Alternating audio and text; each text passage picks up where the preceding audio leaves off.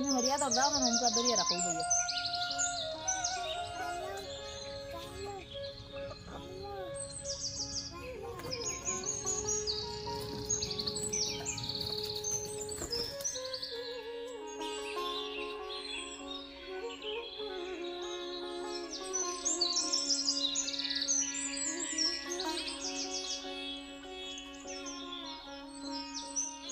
আসসালামু আলাইকুম। শুভদুখের সংসারের আরও একটা নতুন ভিডিওতে আপনাদের সবাইকে স্বাগতম। দেশ এবং দেশের বাইরের যে যেখান থেকে আমার ভিডিওটি দেখছেন, আশা করি আল্লাহর রহমতে আপনারা সবাই ভালো আছেন, আর আমরাও আলহামদুলিল্লাহ ভালো আছি।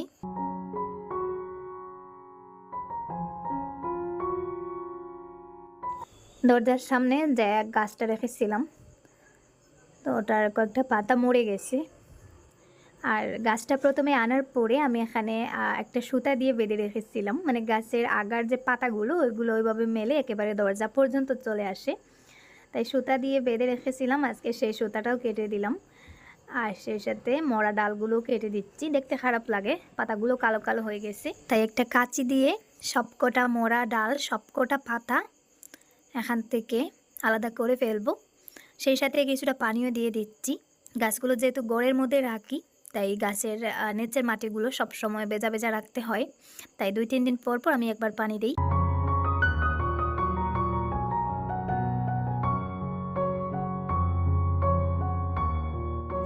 আজকে সকালে নাস্তায় লুচি তরকারি রাখবো, ওই কারণে এখানে আমি কিছু আটা মেখে রেখেছিলাম। আটা মাখাটা একটু শক্ত হয়ে গিয়েছিল, তাই কিছুক্ষণ ঢাকনা দিয়ে রাখায় নরম হয়ে গেছে। আমি এখানে রুটিগুলো বেলে নিচ্ছি।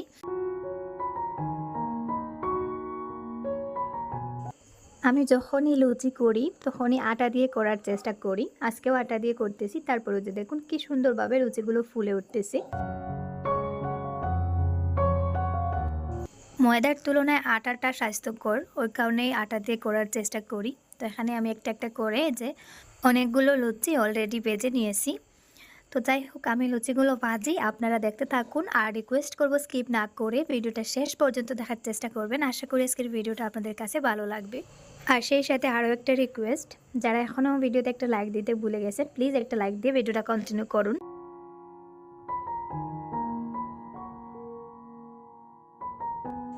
সবকটা লুচি ভাজা হয়ে গেছে। আর এই লুচিগুলো যেহেতু আমি আটা দিয়ে করেছি, ওই কারণে খুব তাড়াতাড়ি ফুলাটা কমে যায়। ময়দা দিয়ে করলে আবার দেখা যায় বেশিক্ষণ পর্যন্ত ফুলাটা থাকে। আর আটা দিয়ে লুচি করলে প্রথম দিকে খুব সুন্দরভাবে ফুলে ওঠে, তবে একটু ঠান্ডা হওয়ার সাথে সাথেই ফুলাটা কমে, একটু চেপটা হয়ে যায়। এখানে মশলা দিয়ে ফুলকপি ভেজেছিলাম, তো ওই ফুলকপি দিয়েই আর কি সকালে লুচিগুলো খাওয়া হচ্ছে।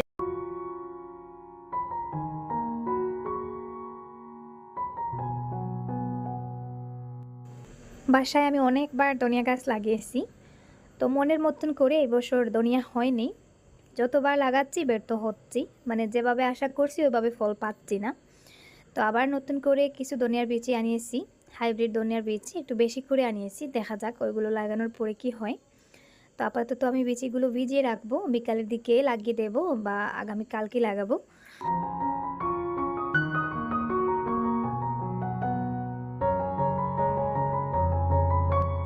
বারবার ধনিয়ার বীজই লাগাই, কয়েকটা গাছ উঠে তারপরে দেখা যায় বাকি গাছগুলো উঠে না, বা উঠলেও আবার শুকিয়ে যায়। তো এই সমস্যাটা মানে এই বছর আমার সাথে চলতেই আছে।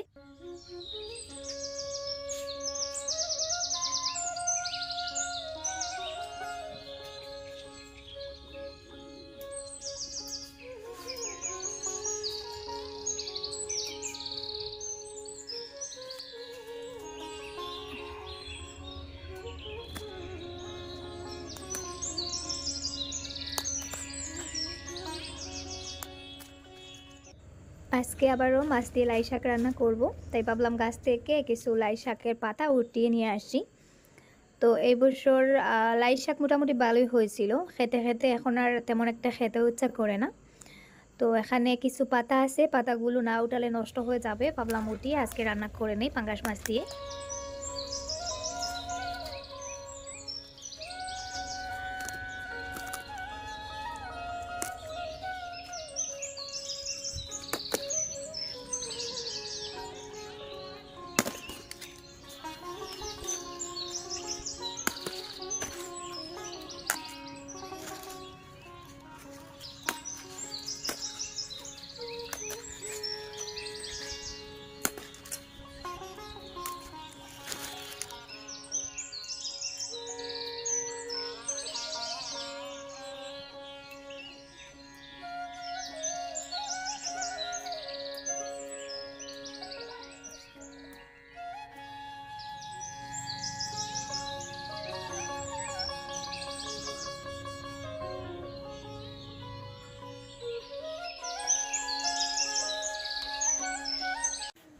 এখানে এই যে দেখুন আমি অনেকগুলো শাক তুলে এনেছি।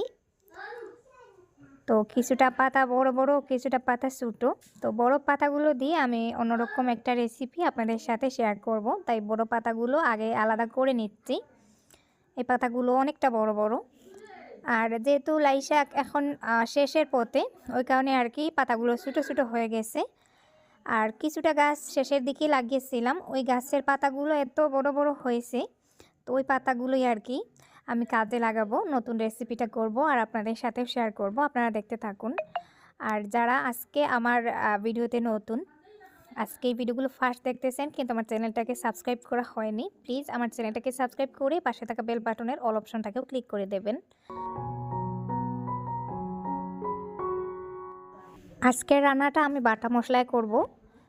আজকে আর পেঁয়াজ কুচি ইউজ করিনি, পেঁয়াজ এবং রসুন দুইটা একসাথে করে পেস্ট করে সেটা দিয়েই রান্না করব। আমি সাধারণত পেঁয়াজ কুচি দিয়েই রান্না করি।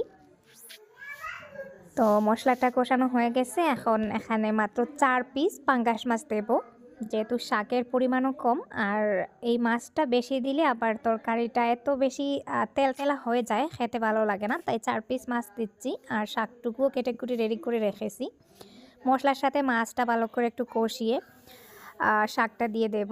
যদিও আমি এখানে কোনো রেসিপি শেয়ার করতেছি না, লাই শাক আপনারা অনেকেই চিনেনও না, আর যারা চিনেন তারা তো অবশ্যই রান্না করতে পারেন, এখানে রেসিপি শেয়ার করার কিছু নেই। তো লাই পাতা দিয়ে আমি অন্য যে রেসিপিটা করব সেটা আপনাদের সাথে শেয়ার করব। তো এদিকে শাকগুলো আমি একটু কাঁচা কাঁচা অবস্থায় একটু পানি অ্যাড করেছি। এই শাকটা একটু কাঁচা কাঁচা খেতেই ভালো লাগে, বেশি সেদ্ধ করে নিলে আমার মনে হয় টেস্টটা নষ্ট হয়ে যায়। অন্যদিকে আমি বড় বড় সাইজের পাতাগুলো আলাদা করে ধুয়ে পরিষ্কার করে নিয়ে এসে এখন এই যে গুঁড়ার দিকের শক্ত যে ডাঁটাটা, একটু মোটা টাইপের ডাঁটাটা কেটে ফেলে দিচ্ছি, আর সামনের দিকের আর কি পাতার নরম অংশটা রাখবো। আর ওই দিকে আমি একটু রসুন, অল্প একটু আদা আর সর্ষে দানা, কাঁচামরিচ, ধনেপাতা 5টা জিনিস একসাথে করে ব্লেন্ডারে দিয়ে পেস্ট করে নিয়েছি।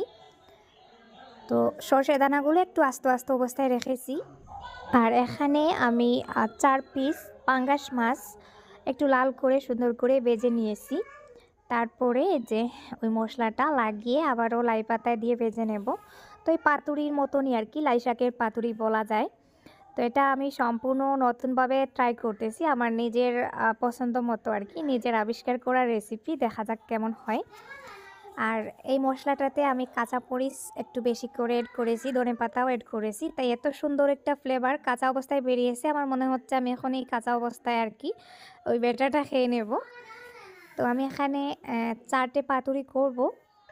লাউ পাতা দিয়ে অনেকবার পাতুরি করেছি, এখন ভাবলাম একটু লাই পাতা দিয়ে করে দেখি কেমন হয়। তো আমি এখানে লাই পাতার 2টা পাতুরি আর কলা পাতায় 2টা, আমরা যেহেতু মানুষ 4 জন ওই হিসাবে আমি 4টে করব। তো লাই পাতায় 2টা নিয়েছি আর কলা পাতায় 2টা নিয়েছি। কলা পাতাতেও আমি কখনো ট্রাই করিনি, আমার মনে হচ্ছে কলা পাতার ফ্লেভারটা ভালো আসবে, তাই 2টা কলা পাতাও এড করে নিলাম। তো এই যে আমি এখানে 4টে রেডি করে নিয়েছি, 2টা কলা পাতার আর 2টা লাই পাতার। ভাজি করার পরে দেখবো, মানে টেস্ট করে দেখবো কোনগুলো ভালো হয়, কলা পাতারগুলো বেশি ভালো লাগে নাকি লাই পাতারগুলো বেশি ভালো লাগে। কলা পাতায় পাতুরি তো নর্মালি অনেকেই করে, আমি এখানে লাই পাতা দিয়ে আর কি নতুন ট্রাই করতেছি, দেখা যাক কেমন হয়। অবশ্যই আপডেটটা আপনাদেরকে জানাবো। আমার মনে হচ্ছে ভালোই লাগবে, 2টাই ভালো লাগবে। রান্না করার আগে তো আর টেস্টটা বলতে পারবো না, খাওয়ার পরে বলবো।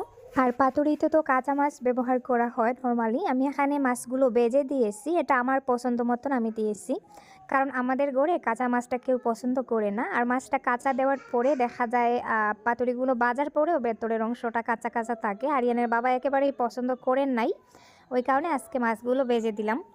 তো এই যে আমার 4টে পাতুরি রেডি হয়ে গেছে, আমি এখানে খাবারও টেবিলে নিয়ে নিয়েছি, এখন খাবার প্লেটেও নিয়ে নিচ্ছি, টেস্ট করে দেখবো পাতুরিগুলো কেমন হয়েছে।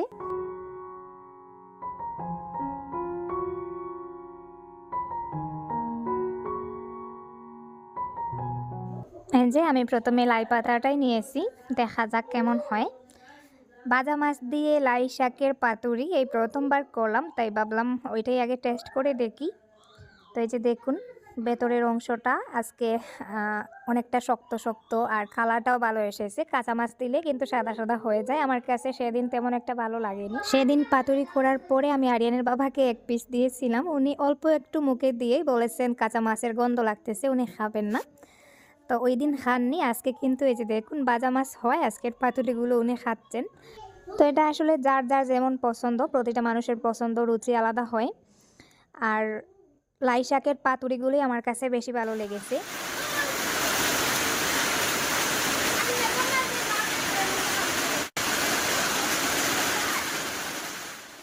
সকাল থেকে কি সুন্দর রোদ ছিল, হঠাৎ এই যে দেখুন একদিকে রোদ একদিকে বৃষ্টি, মানে রোদের মধ্যেই বৃষ্টি শুরু হয়ে গেছে। রোদ বৃষ্টি দুইটাই একসাথে হচ্ছে।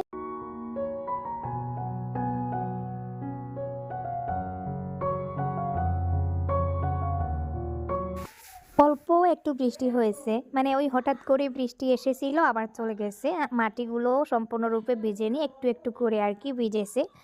তো মাটিগুলো একটু নরম হয়েছে, সেই ফাঁকে ভাবলাম আমি একটু কাজ করি। ওই জায়গাটা আমি আজকে করে ওখানে সকালে যে ধনিয়ার বীজগুলো ভিজিয়ে রেখেছিলাম ওইগুলো লাগাবো। আর এই জায়গাটা সেই জায়গা, আপনাদেরকে আমি কয়েকদিন আগের একটা ভিডিওতে শেয়ার করেছিলাম যে জায়গায় আমি লাল শাকের বীজ লাগিয়েছিলাম। তো লাল শাকের বীজগুলো আমি অনেক যত্নে লাগিয়েছিলাম, ভাবছিলাম আমাদের ওইদিকে যেহেতু লাল শাক কেউ ওইভাবে চাষ করে না, তো আমি চাষ করে দেখি কেমন হয়। সবগুলা বীজই নষ্ট গেছে, মাত্র 2-3টা গাছ হয়েছে, আর একটা গাছ থেকেও কিন্তু চারা উঠেনি। তো ওই জায়গাটা খালি পড়ে আছে, আজকে ভাবলাম লাল শাক আর আমার দ্বারা হবে না, তাক প্রয়োজন নেই। তো ওই জায়গাটা করে আবার ধনিয়া বীজগুলো এখানে ফেলে দিই।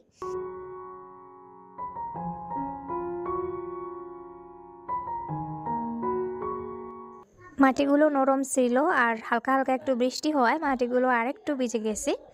তো আমি এখানে মাটিগুলো তাড়াতাড়ি রেডি করে নিয়েছি আর ধনিয়ার বীজগুলো লাগিয়ে দিচ্ছি। আর লাল শাকটা হয়নি, তার একটা কারণ হতে পারে হয়তো বীজগুলো ভালো ছিল না, কারণ আমাদের ওইদিকে লাল শাক কেউ তেমন একটা চাষ করে না, আমি কখনো কারো বাসায় দেখিনি। তো ওই কারণেই আর কি, হয়তো বীজগুলো অনেক দিনের পুরনো ছিল, তাই ওই বীজগুলো থেকে গাছ উঠেনি। তো এটাই সমস্যা।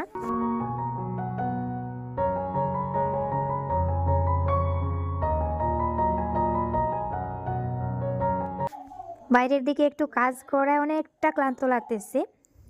আমি এখন ঘরের কাজগুলো টুকটাক করতে পারি, তবে গার্ডেনে দেখা যায় 10 মিনিট কাজ করতে গেলে আমি অনেকটা ক্লান্ত হয়ে পড়ি আর কাজ করতে ইচ্ছে করে না। আজকেও এই সামান্য কাজ করায় আমি এতটা ক্লান্ত হয়ে পড়েছি, মনে হচ্ছে আমি হয়তো জমিতে কৃষি চাষ করে এসেছি। তো এখানে যে 1 চামচ তুকমা দানা ভিজিয়ে নিয়েছি, আর সেই সাথে যে 1 চামচ চিনিও দিয়ে দিচ্ছি।